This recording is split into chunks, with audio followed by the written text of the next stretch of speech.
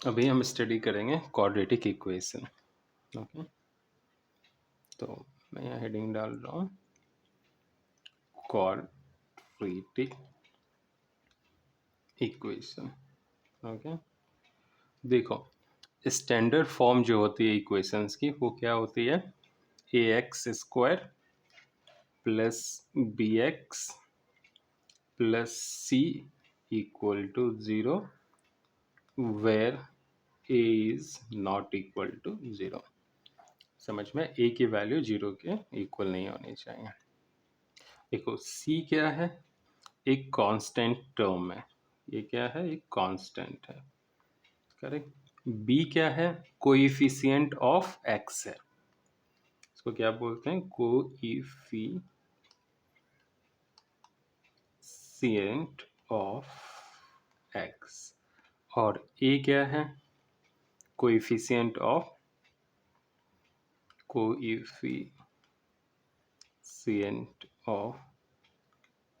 X square, correct. ये हमेशा रख, इसकी जो डिग्री होती है इस इक्वेशंस की वो कितनी है, 2 है ना। इसकी डिग्री कितनी होती है, डिग्री 2। और क्वाड्रेटिक इक्वेशंस की मैक्सिमम कितने सॉल्यूशन हो सकते हैं, 2। तो यहाँ पे जगह नहीं, मैं थोड़ा इसको नीचे करता हूँ।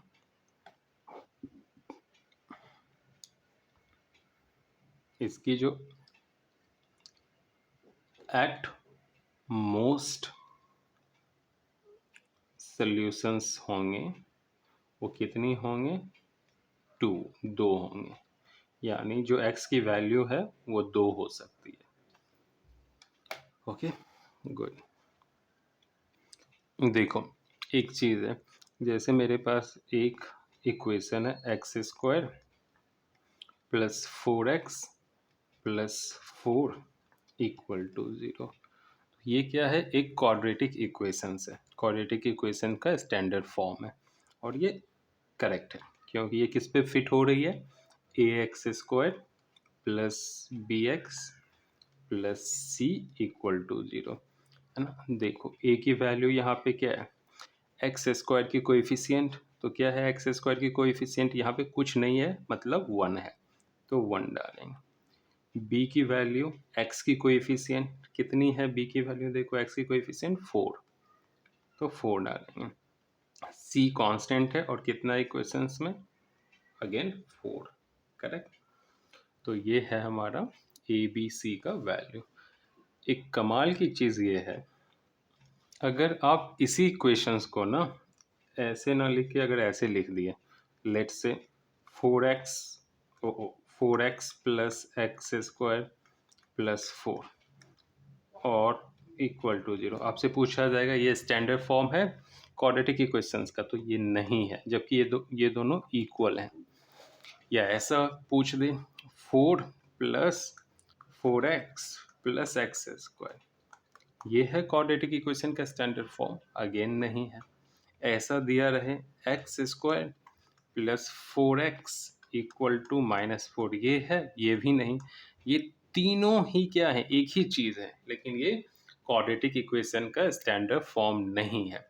स्टैंडर्ड फॉर्म तभी होगा जब पहला टर्म मैक्सिमम पावर का होगा, फिर दूसरा टर्म उससे कम पावर का और तीसरा टर्म कांस्टेंट। क्लियर हो, हमेशा डिक्रीजिंग ऑर्डर में डिग्री रहेगी, यानी फर्स्ट टर्म की डिग्री सबसे ज़्यादा है, कितनी होनी चाहिए, 2, सेकेंड टर्म की 1, थर्ड टर्म की 0। क्लियर। अभी देखते हैं स्टैंडर्ड फॉर्म, लिखते हैं क्वाड्रेटिक इक्वेशंस का, क्या है, a x square plus b x plus c equal to 0।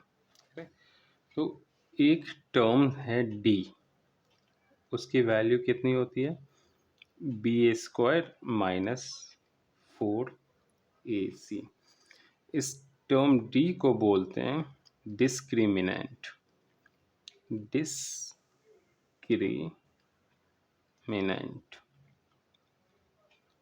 ठीक है। ये बहुत इम्पॉर्टेंट है। क्यों? क्योंकि अगर d की वैल्यू एग्जैक्ट इक्वल आई 0 तो उस केस में क्या होंगे? उस केस में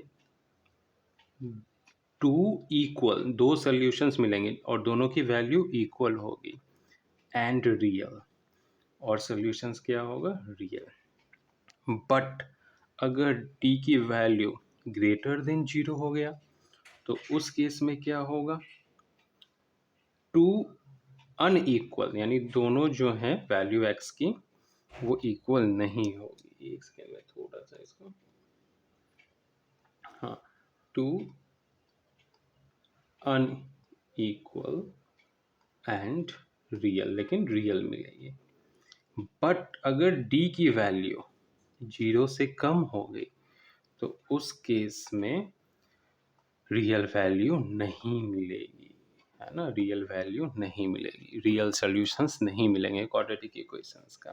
कैसी सॉल्यूशंस मिलेगी? इमेजिनरी मिलेगी, जो कि आपके सिलेबस में नहीं है। तो आप सिंपली कहोगे इसको हम सॉल्व नहीं कर सकते, करेक्ट? तो हम एक इक्वेशन डाल के चेक कर लेते हैं। जैसे फॉर एग्जांपल मेरे पास क्या था? X square plus 4x plus 4 equal to 0। यहाँ a कितनी है? 1, b कितनी है? 4, और c कितनी है? 4। तो इसकी d क्या होगा? d की वैल्यू होती है बी स्क्वायर माइनस 4ac, है ना? तो देखो 4 का स्क्वायर करेंगे, b की वैल्यू 4 है, 4 a की जगह कितने डालेंगे? 1, और c की जगह 4। तो ये 16 हो गया, माइनस 4 4 जा 16, 16 माइनस 16 क्या हो गया? 0। तो कौन सा केस अप्लाई हो रहा है यहाँ पे? फर्स्ट वाला, है ना? d इज इक्वल टू 0, मतलब इसके कैसे सॉल्यूशंस मिलेंगे? दो इक्वल, क्लियर और रियल। हम चेक करते हैं आता है या ऐसा नहीं आता। देखो हम क्या करेंगे, एक सेकेंड। यहाँ एक्स स्क्वायर 4x को क्या लिख सकते हैं? 2x प्लस 2x लिख सकते हैं, और इस 4 को एज इट इज़ रख लेंगे, इक्वल टू 0 करेंगे। फिर क्या हो जाएगा? इन दोनों में से x कॉमन आ जाएगी, तो क्या बच गया? x plus 2। इन दोनों में से 2 कॉमन आ जाएगा, ये plus symbol as it is डाल देंगे यहाँ पे, उसके बाद 2 कॉमन ले लेंगे, तो क्या आ गया? x plus 2 equal to 0। अब देखो क्या होगा, यहाँ x प्लस 2 है और यहाँ भी x प्लस 2 है, तो हम x प्लस 2 कॉमन ले लेंगे। बच क्या गया यहाँ पे? x प्लस 2 इक्वल टू 0, है ना? तो एक बार इसको निकालेंगे, 0 के इक्वेट करेंगे, और एक बार इसको, तो ये क्या हो जाएगा? x प्लस 2 इक्वल टू 0, और यहाँ क्या हो जाएगा? x plus 2 equal to 0। So x की वैल्यू क्या आ गई? -2, और यहाँ भी x की वैल्यू क्या आ गई? -2। देखो x की दो वैल्यू आई और दोनों क्या है? रियल है और इक्वल है। ओके, मतलब ये कंडीशन सेटिस्फाई कर रही है ना? अब हम एक इक्वेशन बनाते हैं कुछ इस तरह से, x square plus 4x plus 1 equal to 0। यहाँ देखो a कितनी है? 1, b की वैल्यू कितनी है? 4, और c की वैल्यू है 1। तो डिस्क्रिमिनेंट क्या आएगी इस क्वाड्रेटिक इक्वेशंस की? d equal to b square minus 4ac। b की वैल्यू कितनी है? 4, तो 4 का स्क्वायर माइनस 4 टाइम्स a की वैल्यू 1 है, 1 डालो, c की भी वैल्यू 1 है, तो क्या आ गया? ये 16 माइनस 4, दैट मीन्स 12। अभी d की वैल्यू क्या है? ग्रेटर देन 0 है, क्योंकि d की वैल्यू यहाँ 12 है ना, तो 0 से ये क्या हो गई? ज़्यादा। हेंस क्या हो जाएगा? इसके दो अनइक्वल सॉल्यूशन आएंगे। कितने? 2 अनइक्वल सॉल्यूशन, है ना? और रियल होंगे क्योंकि ये 0 से ज़्यादा है। अब हमारे पास देखो एक और क्वाड्रेटिक इक्वेशन है, और वो कितनी है? X square plus 4x plus समझो 20 इक्वल टू 0। अभी ए कितनी है हमारे पास 1, बी कितनी है 4 और सी कितनी है 20। तो डी क्या होता है, discriminant equal to b square minus 4ac। B की वैल्यू कितनी है 4, 4 का स्क्वायर माइनस 4 इंटू 1 इंटू 20। तो ये कितना हो गया 16 माइनस 80। तो ये नियर अबाउट -64 हो गया। अभी देखो डी की वैल्यू क्या है -64, डैट मीन्स 0 से कम है, यानी ये जो क्वाड्रेटिक इक्वेशंस हैं इसके रियल सॉल्यूशन नहीं मिलेंगे, रियल सॉल्यूशन जो है नहीं मिलेंगे। कैसे सॉल्यूशंस मिलेंगे, इमेजिनरी। तो जब ये कंडीशंस आ जाए तो आप बोलोगे इक्वेशन सॉल्वेबल नहीं है, we can't solve this equations because value of D is less than 0। अब हम स्टडी करेंगे क्वाड्रेटिक फॉर्मूला। तो हेडिंग में डाल देता हूँ, क्या है क्वाड्रेटिक फॉर्मूला। Okay good. तो लेट से हमारे पास क्वाड्रेटिक इक्वेशन क्या है, ए एक्स स्टैंडर्ड फॉर्म में a x square plus b x plus c equal to 0। तो x की दो वैल्यू होगी और वो क्या होगी -b plus minus under root b square minus 4ac by complete 2a। ठीक है, तो x की यहाँ पे दो वैल्यू है, एक जो x की वैल्यू होती है उसको हम बोलते हैं अल्फा, है ना, और अल्फा इक्वल टू क्या हो जाएगी, सेग्रीगेट करें -b plus root under b square minus 4ac by 2a। दूसरी जो x की वैल्यू होगी उसको हम बोल देंगे बीटा, और बीटा इक्वल टू क्या होगा, एक सेकेंड है ना, -b minus under root b square minus 4ac by, यहाँ a है 20 नहीं है 2a। करेक्ट, ये है क्वाड्रेटिक फॉर्मूला। ओके, देखो हमारे पास क्या है a x square plus b x plus c equal to 0, ये स्टैंडर्ड फॉर्म है क्वाड्रेटिक इक्वेशंस का। ओके, अल्फा हमारे पास कितनी आई है -b, या जो भी, मैं अल्फा की जरूरत अभी यहाँ पे नहीं, एक सेकेंड।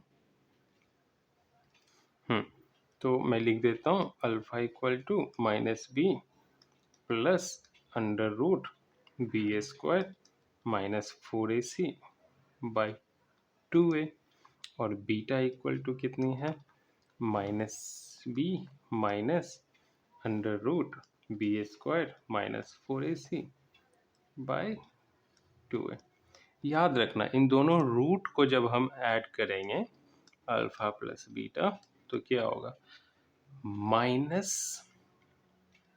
-b बाय a मिलेगा, और जब दोनों रूट को मल्टीप्लाई करेंगे अल्फा और बीटा तो क्या मिलेगा c बाय a मिलेगा।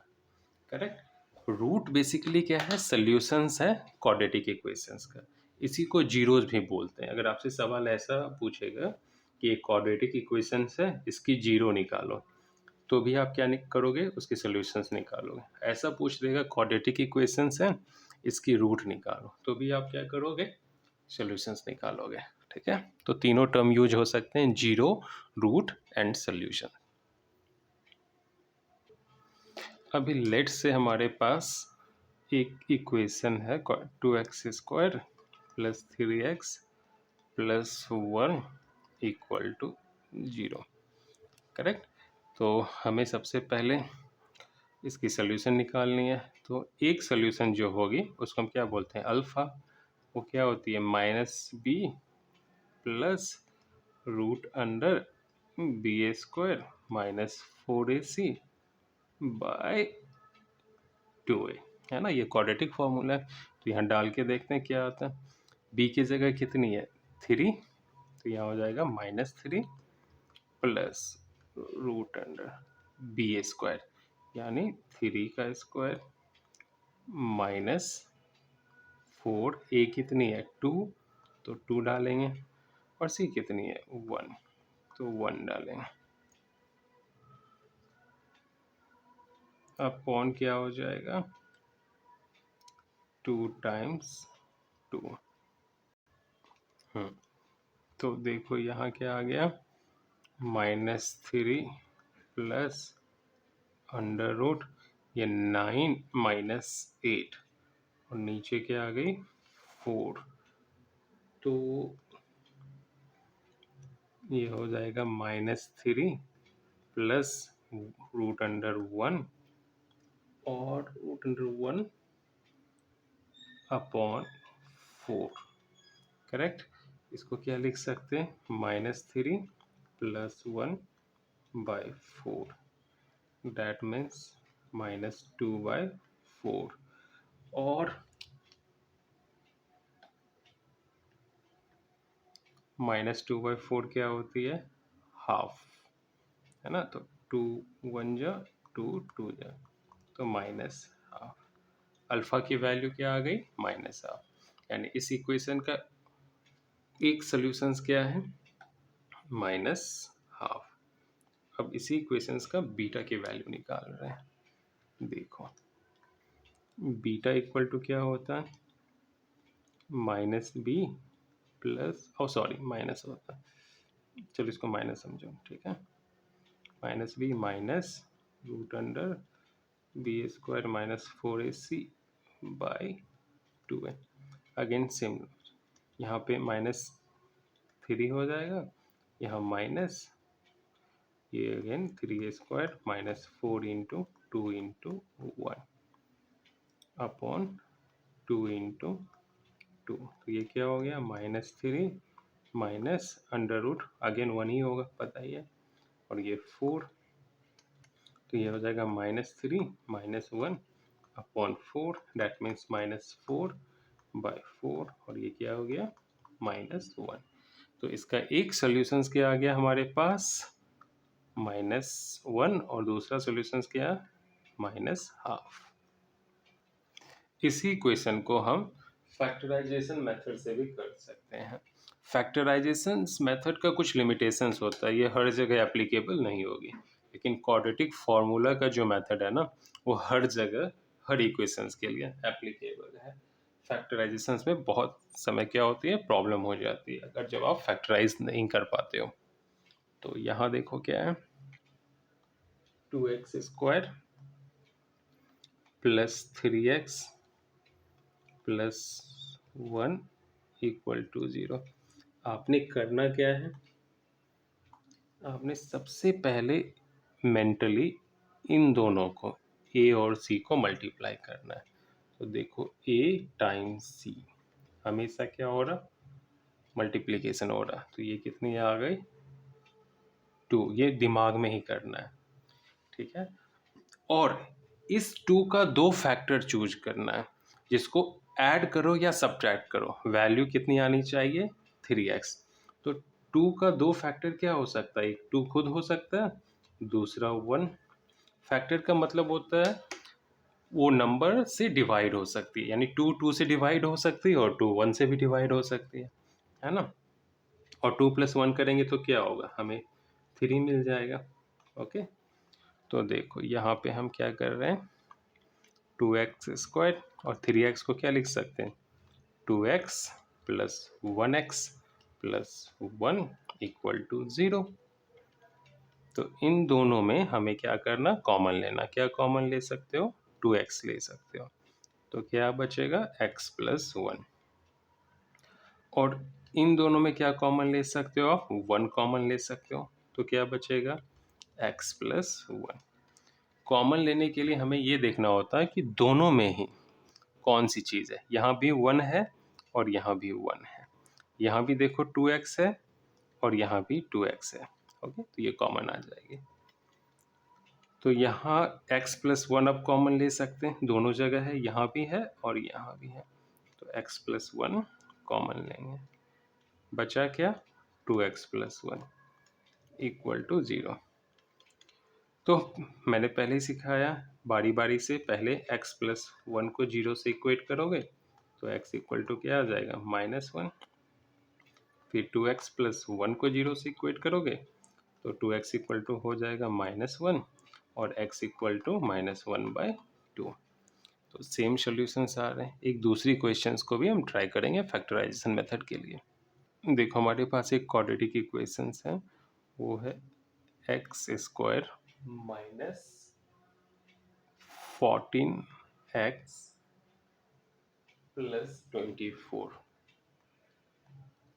इक्वल टू 0, है ना। हमें ये सॉल्व करने, तो मैंने पहले ही आपको सिखाया, सबसे पहला काम आप करो, a और c को मल्टीप्लाई करो। a कितनी है 1 और c 24, तो जो AC आ गई, a इंटू सी, वो कितनी आ गई 24।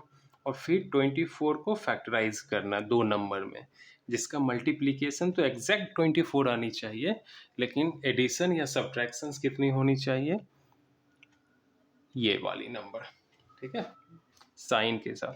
तो देखो 12 इंटू 2 करेंगे तो क्या होगा 24 होगा एग्जैक्ट। 12 प्लस 2 भी करेंगे तो 24 है, लेकिन यहाँ साइन क्या है नेगेटिव है ना, तो काम तो हमारा नहीं बनेगा।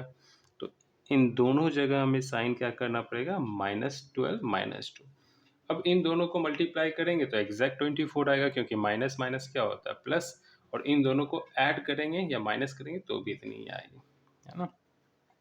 तो मैं इसको ऐसे लिख सकता हूँ, x square minus 12x minus 2x plus 24 equal to 0।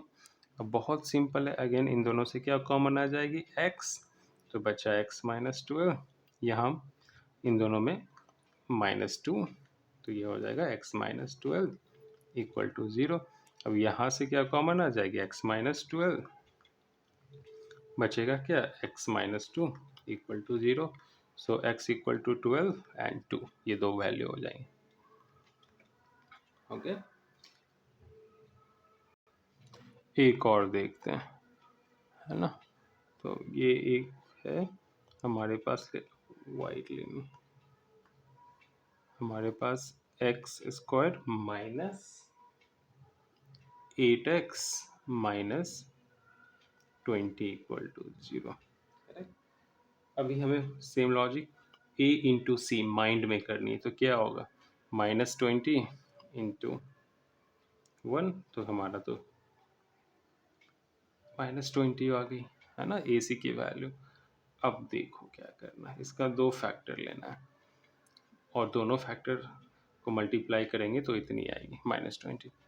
5 और 4 लिख सकते हैं नहीं, क्योंकि 5 प्लस 4 करेंगे तो 9 होगा और 5 माइनस 4 करेंगे तो 1 आएगा, ये तो नहीं बना बात।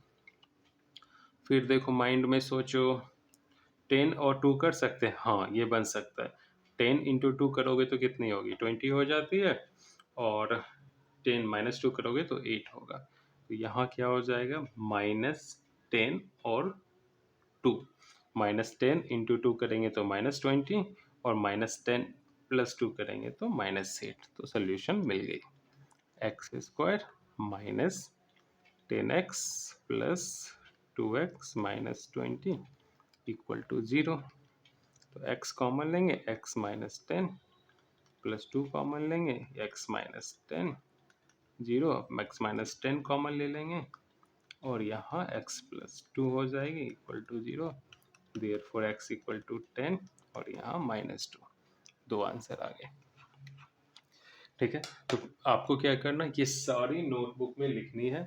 नेक्स्ट क्लास में क्वाड्रेटिक क्लियर रहनी चाहिए और ट्रिगोनोमेट्री, जो फॉर्मूला वगैरह जो भी थियरी में पूछूं, फॉर्मूला पूछूं, टिप पे होनी चाहिए।